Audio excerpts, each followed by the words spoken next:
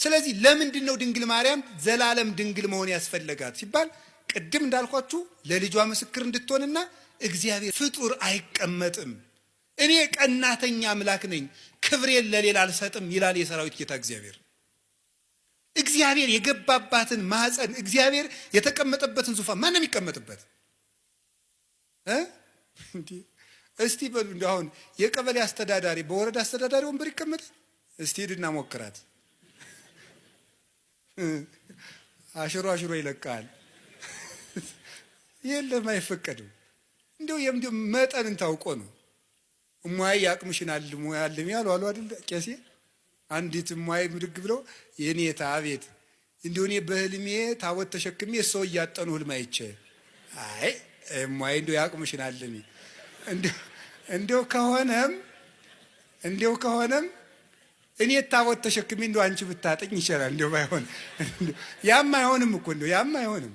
እንደው በየት አልፎ ባይቲ ሐሊፈኪ ድጓታ ሚረኪ ያለ እንደው ነውር እኮ ነው። መጠን አለው ነው።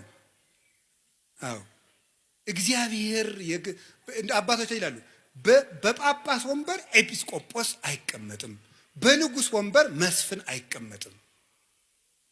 እግዚአብሔር በገባበት ዙፋን ፍጡር አይደርስም ፈጽሞ።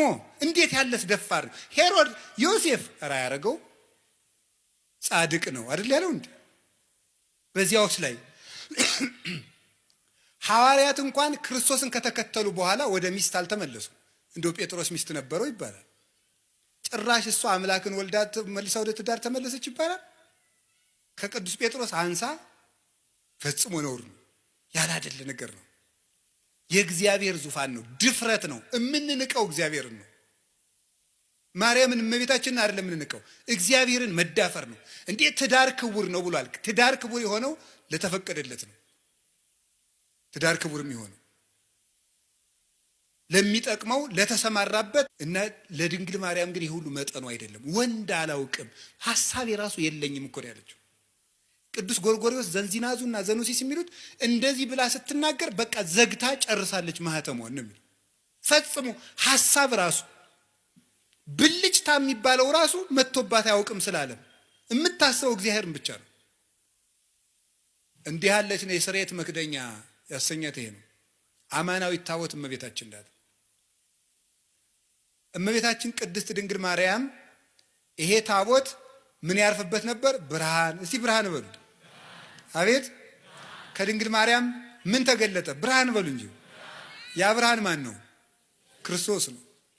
ብርሃን ያረፈባት ታቦት እመቤታችን።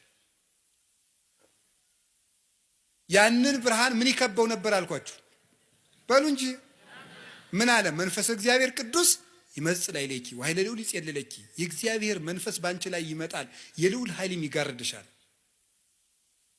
ሀብተ መንፈስ ቅዱስ ይጋረዳት። መንፈስ ቅዱስ በሀብተ መንፈስ ቅዱስ የተጋረደች።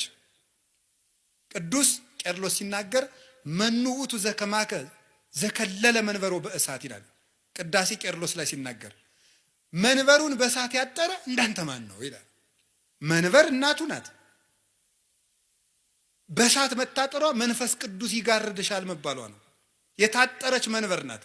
ያችን እሳት ደፍሮ እንኳንስ ረተው ጎበዝ እንኳን እመቤታችንን እኮ የሰማዩን ዙፋን እንኳን እናቷ አይደለም እኮ ያ ዙፋን ያንን እኮ ኪሩቤል ፊታቸውን ሸፍነው ነው ማየት አይቻልንም ብለው ማርያም እመቤታችን እንኳን ሊዳስሳት ሰው በስጋዊ ፈቃድ ሊቀርብ ይቅርና የሰማዩን እንኳን ማየት አልተቻላቸውም። እቺ ደግሞ እናቱ ናት። ስለዚህ እመቤታችን ቅድስት ድንግል ማርያም የእግዚአብሔር ዙፋን ናት። ደመና መንፈስ ቅዱስ የጋረዳት ናት። መስዋዕት ያርግ ነበር በታቦቱ። እመቤታችንንም ጸሎት እናሳርግባታለን ታቦት ስለሆነች። ቅዳሴ መሃል እመቤታችን ለምን እንጠራለን? ተፈስሒ ወዘንሥእ ለኪ ዳይና ቅድስት ምልዕተ ክብር ድንግል በኩሉ ጊዜ ወላዲተ አምላክ እሙ ለክርስቶስ አይርይ ጸሎተነ ዲበ መልዕልት አበ ፍቁር ወልድኪ። ሌላ የለው። ድነተ ሥጋ ድነተ ነፍስን የምንለምንሽ ክብርን የተሞላሽ ቅድስት ሆይ ደስ ይበለሽ። ወደ ልጅሽ ወደ ወዳጅሽ ወደ ላይ ጸሎታችንን አሳርጊ። በቃ የለ ታቦት ናታ። እስራኤል በታቦት ጸሎት ያሳርጉ ነበር። እኛ በእመቤታችን ታቦትነት ጸሎትን ወደ ልጇ እናሳርጋለን። ሰዎች ግን የሚመስላቸው ድንግል ማርያም አማላጅ ናት ሲባል የለም ክርስቶስ ዓርብ በደሙ ስላስታረቀን የሱን